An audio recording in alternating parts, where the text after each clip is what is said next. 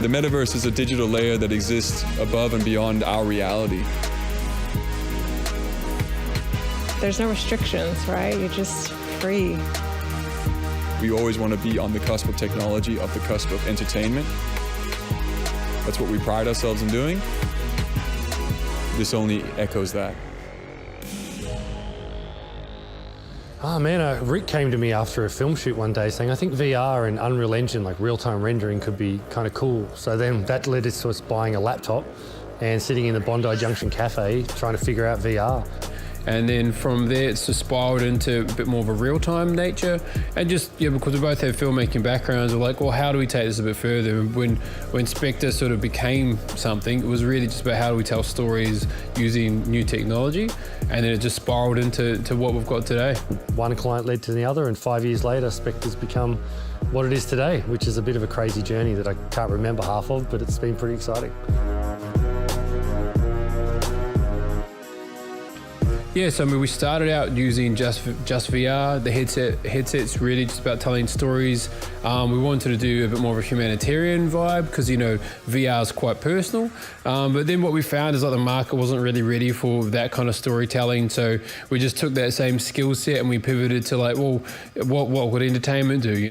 You've got to pivot and adapt as a young company, especially in emerging tech. The tech changes all the time, like every 3 months, 6 months, there's new things. You're 3 months ahead, 6 months ahead, 2 months behind. So tech's, you're constantly moving, constantly pivoting. So we've been in VR, we've been in VR training, we've been in VR gaming, we've done previs, we've done design, and now virtual production. So it's all connected to the same thread of Unreal Engine. And then from there, we just pushed that storytelling with technology a bit further and further.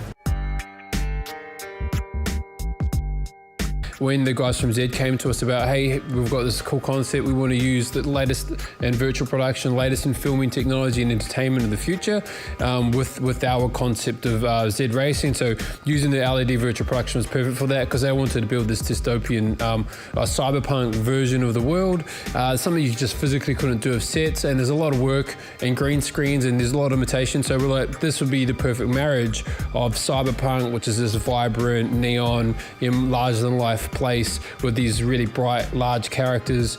So this is the only version of that you can see real time.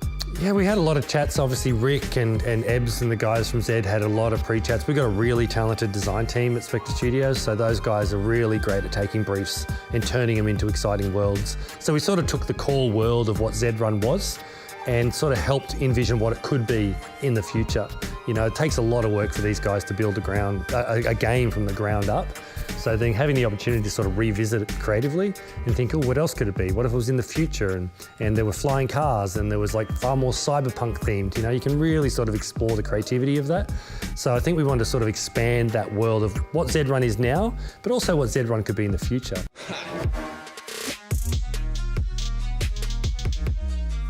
One of the toughest things about virtual production is highly technical. We know what works in terms of the cinema language. We remove the tech side of it. We just tell them these are your cinema tools for us to be able to tell your story. And we just work with them just like you would a film or a short film or a commercial.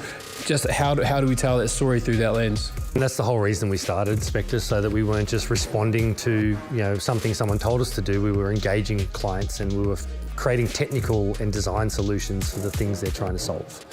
So we can take their story or their brand or their product and we find innovative and interesting ways to tell it. And virtual production has become a really powerful tool for that. When we started to tell stories around film content, using virtual reality, so you can jump in, you be part of the world, you can sort of experience the world, which leans on sort of the gaming aspect, which a lot of people like. People like games because they can spend more than 90 minutes watching them, so they sort of develop a connection with them. And so the guys that love the idea that we're using cutting edge tech, and we love the idea that they're cutting edge entertainment, so it became like the perfect marriage. Zed on the big screen, I think that's where it belongs. I think that's where Zed should be. It's bringing communities together, it's bringing people from different walks of life together. Turning people's imaginations into reality. It's beautiful. It's community first, and the future is, we're just scratching the surface right now.